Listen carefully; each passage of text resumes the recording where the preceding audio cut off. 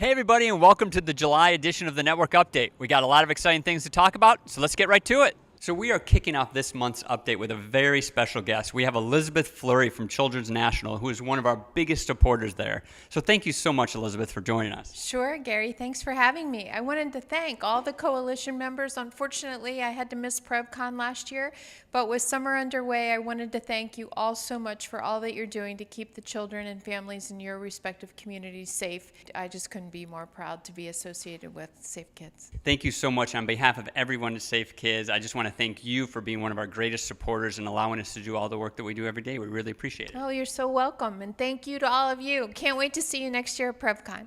And speaking of the important work we do, we decided to come outside with our Director of Public Policy, Tony Green, to talk about a new initiative to help protect kids in hot cars. So, Tony, what are we up to?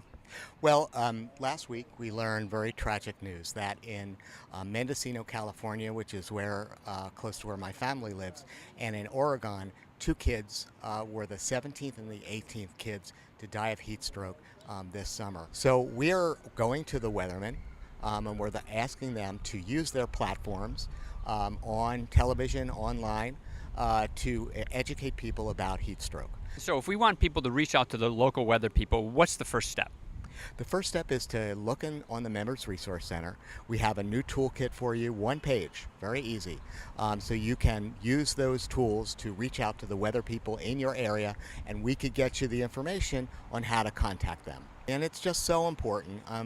18 kids this early in the summer is the worst it's been in a couple of years, and we need to do better. We need to do more.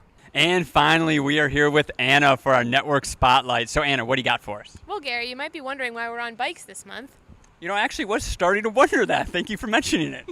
Well, Gary, it's because this month we're featuring Luli Beckles from Northwest Piedmont in North Carolina, and she is a big bike safety champion, along with everything else she does for Safe Kids. That's awesome. And I know you've got a great story about how she actually saw kids that weren't wearing helmets and did something to fix that. Yeah, so she saw these kids at school who weren't wearing helmets while they were riding their bike, so she took it upon herself to call up the school and find out why. And it turned out that these kids had cochlear ear implants, and so the teachers couldn't find helmets that fit them. So Luli went out, found helmets that fit them, and then she went into the school to teach them about riding their bike safely, because she felt like all kids should be able to ride their bikes safely no matter what.